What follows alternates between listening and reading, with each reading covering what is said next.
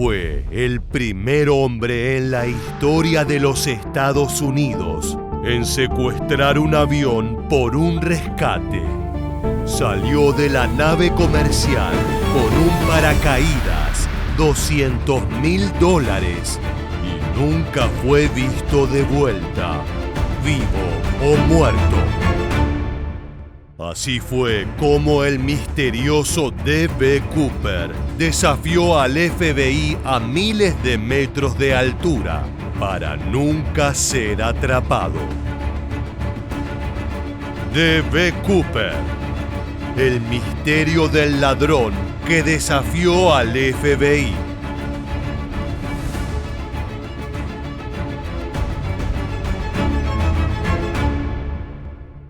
El miércoles 24 de noviembre de 1971, un pasajero que viajaba bajo el nombre de Dan Cooper abordó un Boeing 727. Se trataba de un vuelo que partía del Aeropuerto Internacional de Portland con destino a Seattle, Washington. Cooper fue descrito por los testigos como un hombre de unos 45 años con una altura cercana al 1,80 m. Ese día llevaba una gabardina negra, mocasines, traje oscuro, corbata con pin, gafas de sol oscuras y un maletín que llevaba consigo dentro de la nave. Era la imagen perfecta del hombre de negocios norteamericano. Cooper se sentó en la parte trasera del avión, donde aguardó con calma el despegue del Boeing. Después de unos minutos, le entregó una nota a la azafata Florence Schaffner. It was printed, Miss. I have a bomb in my briefcase. I want you to sit beside me. This is no joke. There's a bomb in here. I saw a big battery with 6 dynamite sticks wrapped around the battery. And he said to me, all I had to do is attach this wire to this gadget here, and we'd all be dead. Por las normas de seguridad de la época, Cooper podría haber abordado el explosivo sin ser detectado, pero la realidad es que a día de hoy no se sabe si fue una verdadera bomba o una puesta en escena. Además, en la nota se pedían $200,000 en billetes sin marcar y 2 sets de paracaídas, 2 de espalda y 2 de emergencia. Cooper también explicó en detalle cómo debían entregarse estos objetos una vez que el avión aterrizara en el Aeropuerto Internacional de Seattle-Tacoma. Si se cumplían sus demandas, liberaba a los rehenes. Si no, explotaba todo el avión. Así fue como el personal de a bordo se contactó de inmediato con el FBI.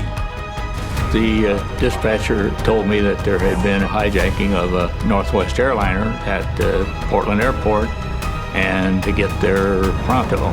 El FBI ya estaba en movimiento y la orden había sido clara. Tenían que cooperar con el secuestrador. Aceptaron todas sus condiciones. Sin embargo, antes de entregarle el dinero, le prepararon unos billetes de baja denominación con los números de serie registrados para poder rastrearlos después. A las 17:24 la torre informó que todo estaba cumplido y Cooper autorizó el aterrizaje. A las 17:39, mientras los pasajeros bajaban, D.B. Cooper, tranquilo con su whisky de soda de limón, esperaba a que le entregaran su dinero. Cooper failed to specify the denomination of the ransom money. And the $200,000 is made up of $20 bills. It weighs 23 pounds. The passengers, still unaware of the threat, are released, along with 2 attendants, including Florence Schaffner. Una vez completado el intercambio, Cooper y gran parte del personal a bordo retomaron el vuelo hacia el sur en dirección a México. Pero había un problema. He wants to fly to Mexico City. Tina, we cannot make it to Mexico. But there's not enough fuel on board. We can't make it to Mexico City, it's too far. The captain offers Reno or Phoenix. Reno's nice. Let's go to Reno. Por falta de combustible, Cooper aceptó dirigirse al aeropuerto intermedio de Reno. Parecía como si el destino no fuese realmente importante. Luego de eso, Cooper le pidió a Tina McLeod, una auxiliar a bordo que lo acompañó durante esta parte del secuestro, que volviera a la cabina y que permaneciera allí junto a los pilotos. Antes de pasar tras las cortinas que separaban la primera clase de la clase económica, Tina McLeod vio al secuestrador atando algo a su cintura. Momentos más tarde, la tripulación observó una luz intermitente que indicaba la apertura de la puerta trasera de la aeronave y sus escaleras. Captain, I have an indication of the aft stairway door has been opened. Stairway door. The warning light indicates that the rear door and stairs have been deployed. Jump out. A Boeing 727 is one of the only commercial planes with rear stairs.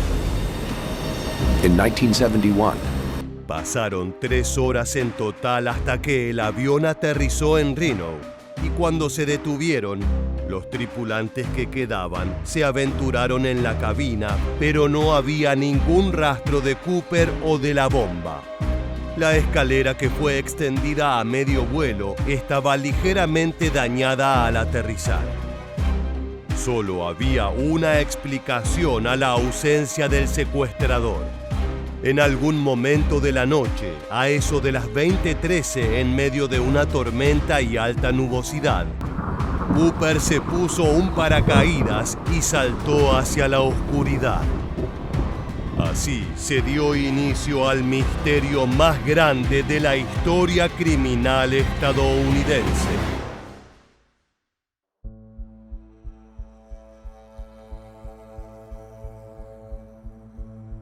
Con los pocos datos que tenían, el FBI dio inicio a la investigación.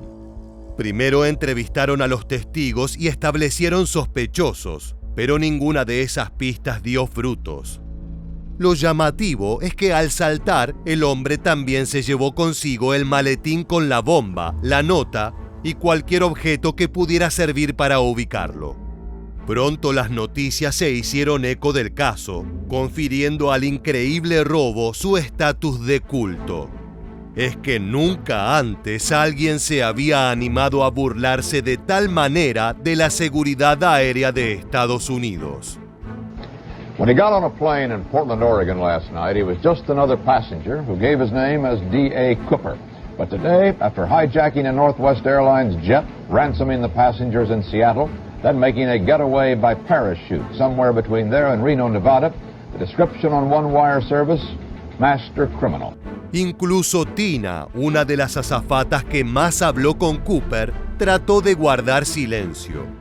Por su parte, el FBI intentó mostrarse firme y seguro, aunque en realidad no tenían demasiada idea sobre el paradero del delincuente. Tina, were you with the rest of the crew during the flight after you left the ground the last time? Yes, I went up to the cockpit. None of you were within sight of the hijacker, right? Right.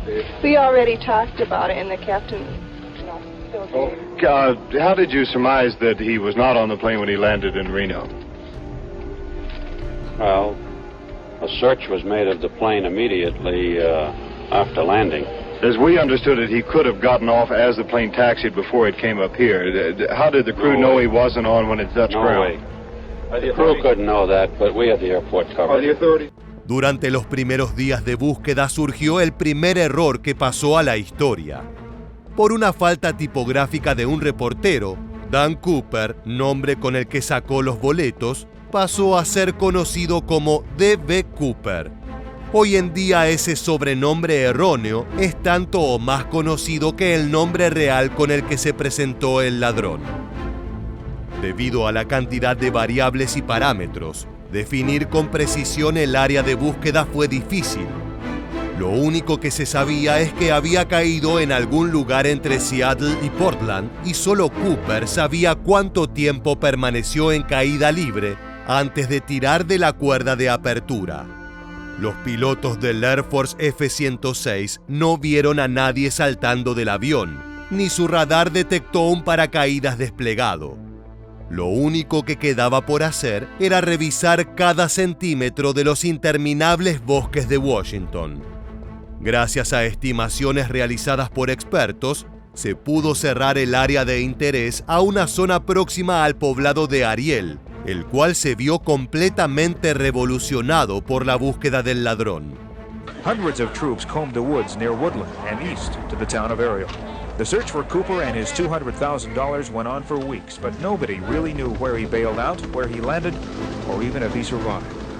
The first hard evidence that he jumped out there was found by a hunter in the woods, part of the exit sign from the door of the aircraft.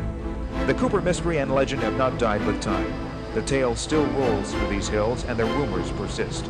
Did a fisherman really pull a parachute shroud line out of Lake Merwin, then lose it? A two-man submarine search turned up nothing.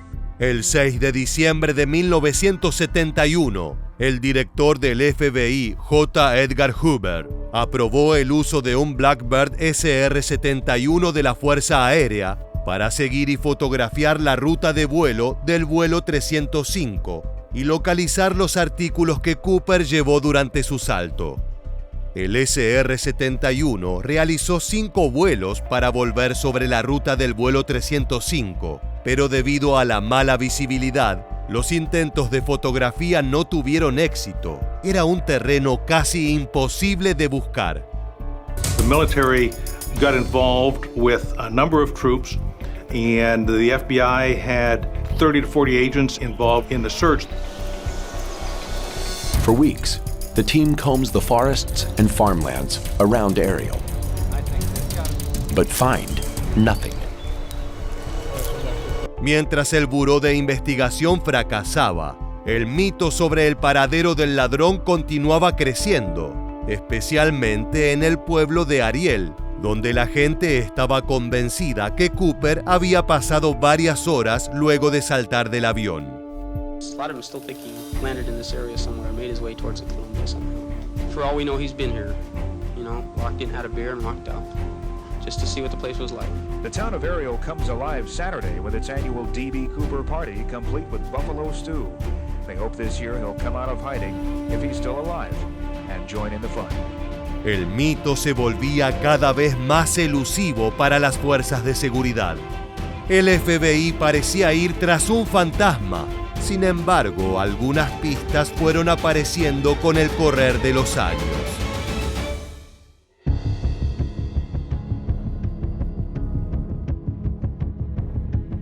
El único elemento físico que Cooper dejó atrás fue su corbata, la cual fue objeto de numerosas investigaciones científicas, tanto por profesionales certificados como por grupos de entusiastas, a los que el FBI les permitió colaborar.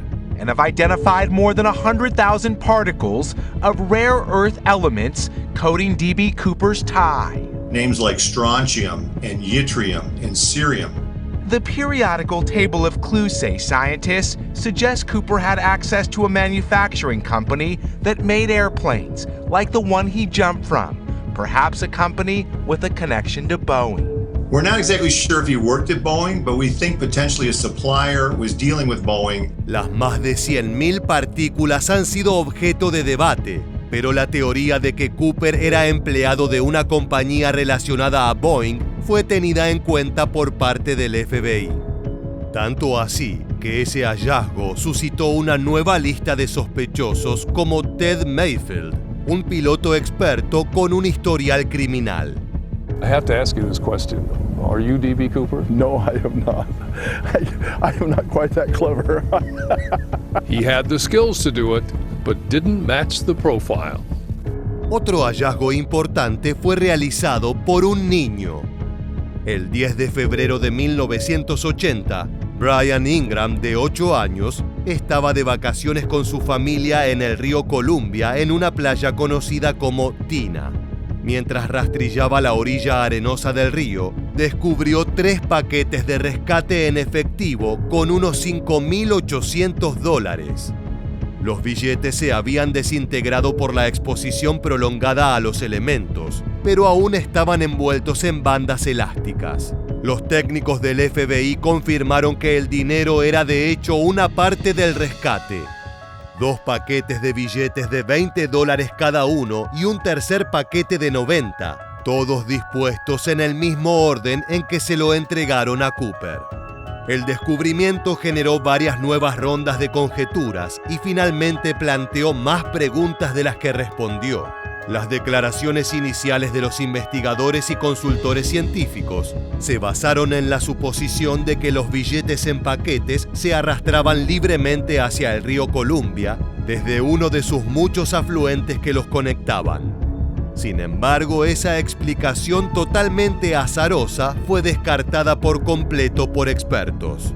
3 bundles couldn't have traveled independently, yet ended up in the same place on the sandbar. This tells us that the bank bag was involved in the transport.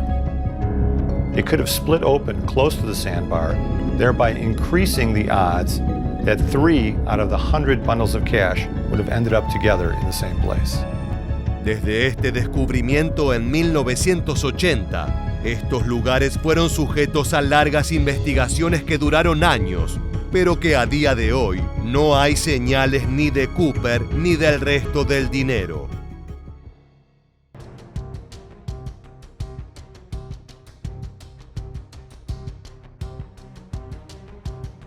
Una de las más grandes teorías en torno a la desaparición de Cooper sugiere que el ladrón podría haber muerto durante su salto. Su cuerpo quedó perdido en los bosques para luego ser consumido por animales y las inclemencias climáticas. Las sospechas comenzaron con las declaraciones de Coss, experto encargado de preparar los paracaídas de Cooper en 1971. On that night, I provided 2 parachutes, one of them being an NB8, which is the one I'm wearing, and the other was a Pioneer Sport parachute. He chose the NB8, and I don't know why. The NB8 is very uncomfortable, will open much harder. The ripcord is very flat, it's mixed in with a harness, so he couldn't probably even find the ripcord. Pero más allá de la elección de modelo, lo que llama la atención es que cada paquete contenía instrucciones. Una de las azafatas le indicó a Cooper que Coss le había dejado notas para el uso del paracaídas, y la respuesta del ladrón fue: "No las necesito".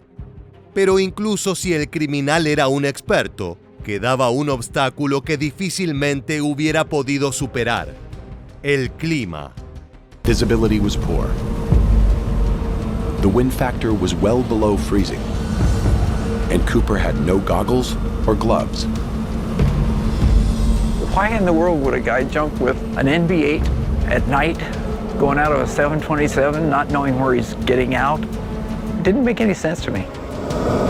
Hoy en día nadie puede asegurar si Cooper sobrevivió al salto. El hallazgo de casi $6,000 podría indicar que su destino fue fatal, aunque los fajos de dinero bien podrían haberse escurrido de sus manos por accidente, sin necesidad de que haya muerto. También es cierto que nadie hizo una denuncia que haya coincidido con la descripción que tenían de D.B. Cooper. Esto podría sugerir que si efectivamente sobrevivió, rápidamente reanudó una vida normal pasando por debajo de todos los radares.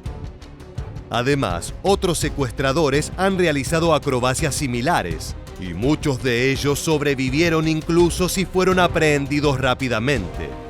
Finalmente, la explicación más simple de cómo 3 paquetes de efectivo terminaron en tina es la intervención humana.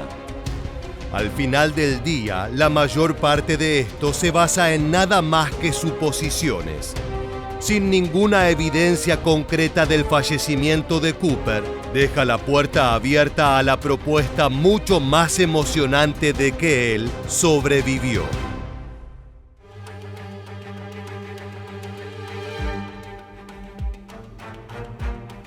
A lo largo de los años, el FBI postuló tan solo a 5 potenciales sospechosos, todos ellos con conocimiento de aviones, paracaídas y con personalidades decididas. Uno de los más destacados fue Richard Floyd McCoy Jr. Fue un soldado retirado y secuestrador de aviones que muchos creen podría haber sido D.B. Cooper. El 7 de abril de 1972, McCoy secuestró un avión de la aerolínea United Airlines. Subió vestido con un traje militar, mostró una granada falsa y exigió $500,000 y 4 paracaídas. Una vez obtenidas sus exigencias, saltó del avión en paracaídas cerca de Provo, Utah. A diferencia de Cooper, McCoy fue capturado 2 días después. Su coartada era débil y lo delató un conocido. Pero el FBI no tuvo forma de relacionar al piloto de Vietnam con el atraco de Cooper. McCoy fue condenado a 45 años de prisión, pero el secuestrador escapó y falleció al poco tiempo en un tiroteo con el FBI. De esa manera, el principal sospechoso murió sin revelar su presunta identidad secreta. La única seguridad que dejó esta pista fue la idea de que era posible sobrevivir a un salto improvisado desde un avión. El siguiente sospechoso era Robert Rackstraw, veterano paracaidista y piloto del ejército. Parecía el candidato perfecto. Tenía entrenamiento militar, experiencia con explosivos, antecedentes criminales y hasta un tío llamado Cooper. Sin embargo, tenía 28 años, demasiado joven según los testigos, y ojos claros, mientras que Cooper había sido descrito con ojos oscuros. Fue descartado. Kenneth Christiansen, mecánico y auxiliar de vuelo de Northwest Airlines, tenía 45 años. Servía en la aerolínea secuestrada y era zurdo como lo habría sido Cooper. Su hermano aseguró que antes de morir le insinuó un secreto inconfesable y tras su fallecimiento encontraron más de $200,000 en sus cuentas. Pero Christiansen era más bajo, más delgado y con menos cabello del que recordaban los testigos. El dinero, además, provenía de la venta de terrenos. Tampoco era él. Duane Weber se convirtió en sospechoso en 1995, cuando en su lecho de muerte le confesó a su esposa: «Soy Dan Cooper». Tenía el perfil exacto. 47 años en 1971, veterano, antecedentes y coincidencia física. Su esposa dijo haber encontrado una bolsa de banco similar a la usada en el secuestro y recordó que Weber tuvo una lesión en la pierna tras un salto en paracaídas. Pero las huellas y el ADN no coincidieron con los registros del FBI, aunque nadie podía asegurar que esas muestras fueran realmente de Cooper. El misterio se mantuvo. Y por último, William Smith, un nombre que apareció recién en 2018. Smith era ingeniero ferroviario, veterano naval y de 43 años en 1971. Había perdido su pensión justo antes del secuestro, y muchos creen que ese rencor podría haber sido su motivo. Coincidía físicamente con los retratos y tenía conocimientos técnicos, incluso sobre materiales metálicos como los rastros hallados en la corbata que Cooper dejó en el avión. Pero vivía en el noreste del país, lejos de la zona del crimen, y nunca se comprobó su relación con el caso a pesar de tener características similares. Estas 5 personas no se parecen en nada. Sin embargo, cualquiera de ellas podría ser D.B. Cooper, lo que nos deja más preguntas que respuestas. ¿Cooper tenía realmente 40 y tantos años o simplemente parecía mayor para su edad? ¿Sirvió Cooper realmente en el ejército? ¿Cuál de estos bocetos se parece más a Cooper? En 2016, el FBI tuvo que admitir la derrota y cerró oficialmente el caso, convirtiéndose en uno de los pocos casos que el FBI nunca pudo resolver. A menos que alguien tropiece con los restos de Cooper o logre rastrear el resto del dinero, parece que hay pocas esperanzas de resolución. ¿Sobrevivió Cooper? Nadie tiene idea. Pero mientras esa posibilidad no pueda descartarse, la leyenda de D.B. Cooper sin duda persistirá. De esta manera llegamos al final del video. Si te gusta este contenido en el cual repasamos los crímenes más increíbles de la historia estadounidense, te invitamos a suscribirte y activar las notificaciones de nuestro canal. Sin más, nos despedimos hasta la próxima entrega de Militarmente. Gracias por acompañarnos.